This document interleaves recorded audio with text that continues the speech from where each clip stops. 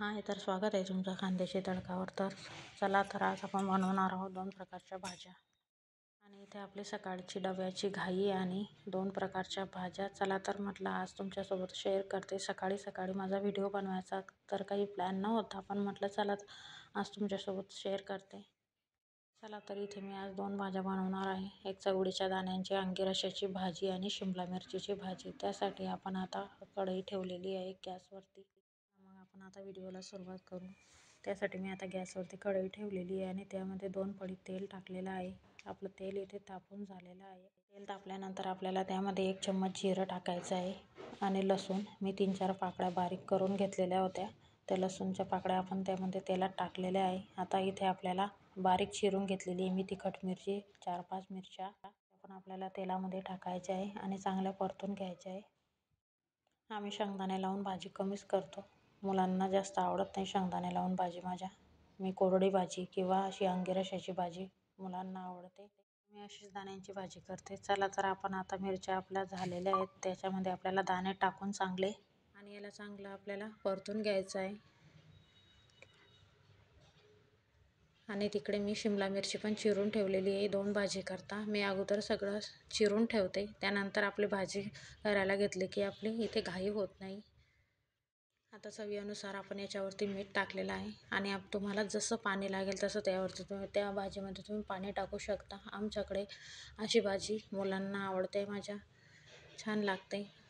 थोडा रसा शेंगदाणे लावून भाजी जास्त करून आम्ही कमी खातो.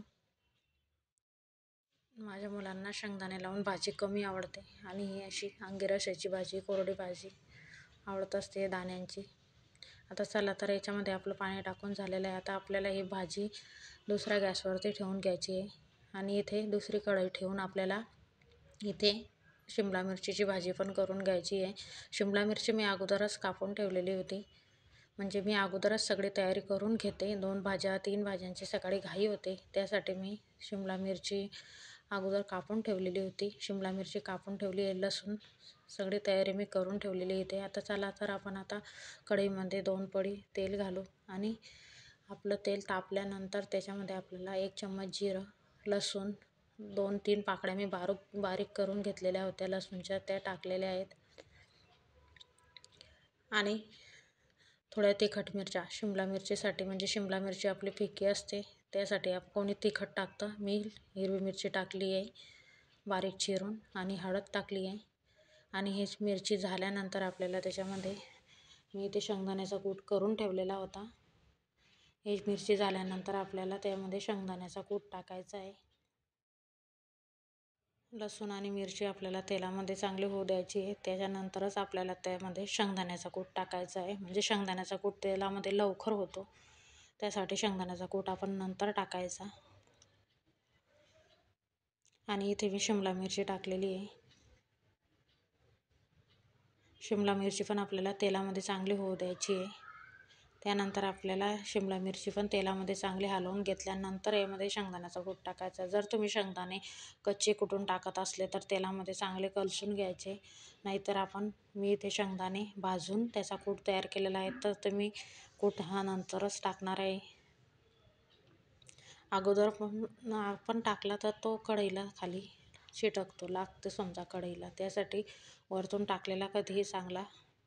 आता हे वरतून मी शेंगदाण्याचा कूट टाकला आहे. शेंगदाणे अगोदर भाजून घेतलेले होते आणि मग त्याचा कूट तयार करून घेतलेला होता. चवीनुसार मीठ टाकायचं आहे आणि चांगलं परतून घ्यायचं आहे आपल्याला त्याला. आणि तुम्हाला व्हिडिओ कसा वाटला हे नक्की सांगायचं.